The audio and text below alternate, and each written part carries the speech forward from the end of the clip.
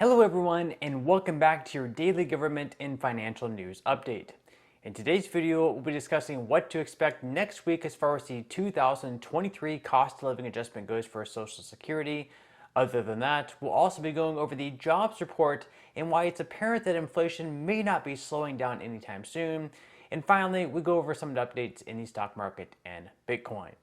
Now, as always, I am definitely interested in hearing your thoughts on everything, and I wanted to quickly thank everyone for giving my videos likes and sharing them, as that certainly helps push these videos out to other people like you. Okay, so the main focus of this video is going to be on the 2023 cost of living adjustment and how much people on Social Security can expect to receive next year. But I wanted to start this video real quickly by talking about the jobs report for September. So in the report, it showed that our economy added 263,000 jobs last month, which was the lowest amount of jobs added for quite some time. And so, for example, in every month of this year, we added anywhere between 350,000 all the way up to 700,000 jobs. The problem is, of course, we were projected to only add 250,000 jobs at the most, so still we added 13,000 more than expected.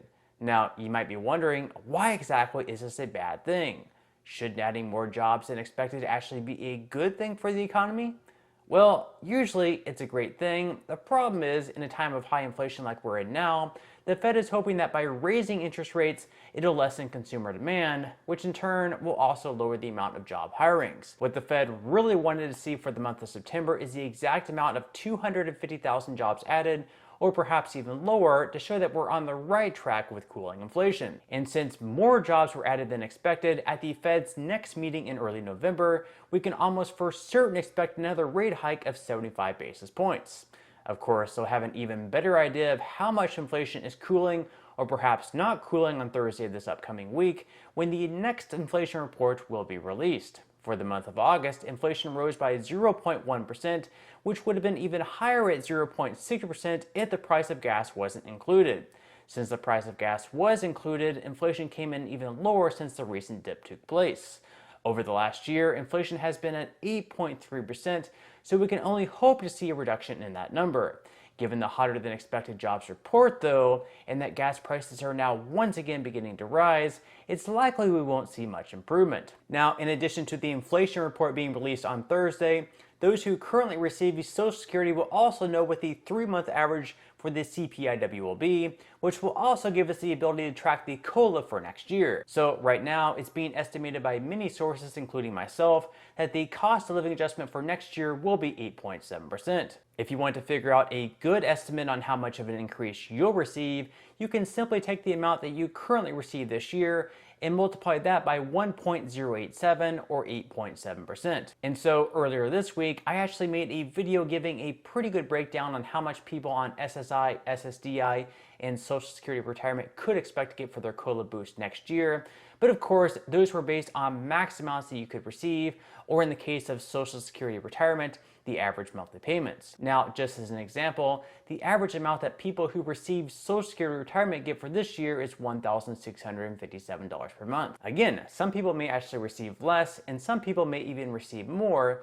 This is simply just an average. So to find out our new average, all we have to do is multiply the $1,657 by 1.087 or 8.7%, and that gives us the new average for next year, which is $1,801, or an average increase of $150. Alrighty, so let's do one more example, this one being for individuals receiving SSI, and according to the SSA.gov website, the payment standard is currently $841 per month, so we can simply multiply that amount by 8.7%, and that gives us $914, or an increase of $73 per month. Again, certainly not bad, but the problem that I mentioned in other videos is that inflation, realistically, is actually a lot higher than 8.7%, so people receiving these benefits aren't going to be getting nearly as big of an increase as they should be receiving.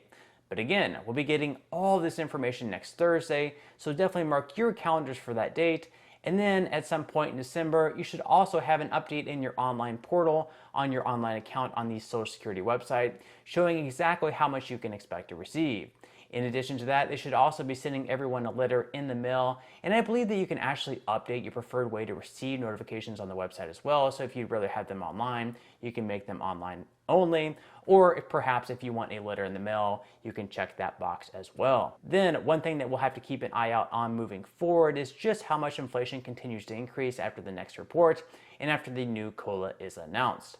Let's say the cost of living adjustment does come in at 8.7%, but then every month after, inflation continues to rise by another 0.5%. Well, then from October of this year until December of next year, inflation will rise by another 7%, which means until January of 2024, Social Security recipients will be receiving 7% less than what they're actually getting.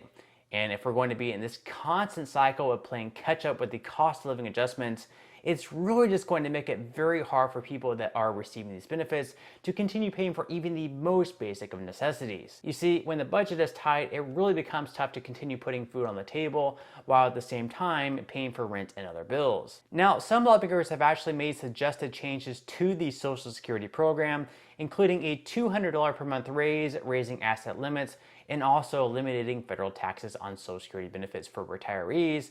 But really, until lawmakers on both sides of the aisle can really get behind these bills on a bipartisan basis, meaning that Democrats and Republicans finally come together and they work something out, we're just going to continue spinning our wheels and really not making any type of progress. Now, in some money news, after the somewhat strong jobs numbers released on Friday, stocks ended up plummeting big time, with the S&P 500 falling by 2.80%, the Dow Jones in the red by 2.11%, and the Nasdaq down the most by 3.80%. This was obviously a huge blow to the market, considering that it looked like it was actually going to start October off on a great note, big time in the green on the first 2 days in October, potentially erasing a lot of the losses that took place in September, but instead finished the week only slightly up in the green. So on Monday and Tuesday this week, the S&P 500 started off the week up by 4.17%, but finished the week only up by 0.83%. The Nasdaq, on the other hand, after starting off the week up by 4.9%, actually finished off the week down by 0.06%. And again, this is really all because investors saw businesses for the most part are still hiring quite a bit, which means that consumer demand is still there, which also means that we can expect the Fed to continue aggressively raising interest rates over the next couple of months. When interest rates rise, that's usually not the best thing for the markets. Now, just like the stock market, over the last day, Bitcoin has also been down and is currently sitting in the mid-19,000s. Now, it's really tough to say how next week will go, with the inflation report coming up on Thursday, where if it comes in lower than expected, that could be a great thing for the markets, but if we don't see much improvement, or if it goes up even more, we could see even more lows in the market to come. But with that said, if you would like to receive up to 12 free stocks and $5 worth of Bitcoin, in the comment section below, I will leave a link where you can receive just that from my partner in Webull. And even if you don't feel like investing at this time for whatever reason, once you receive the free stocks, what you can always do is just sell them for what they're worth and then transfer that money right back to your bank account. So in total, you should be receiving a value of at least $50 or more. Some people have actually received over $3,000 in the past. So really, you can think of this as just some free extra money with just a few minutes of work. But on that note, I'm going to go ahead and wrap up this video. If you enjoyed the content in today's video and you would like to see more like it, make sure to give this video a like, subscribe to my channel, and make sure to ring the notification bell. That way you won't be missing any of my future videos. And until next time, I hope you all have a wonderful rest of your day, and I'll see you in the next video.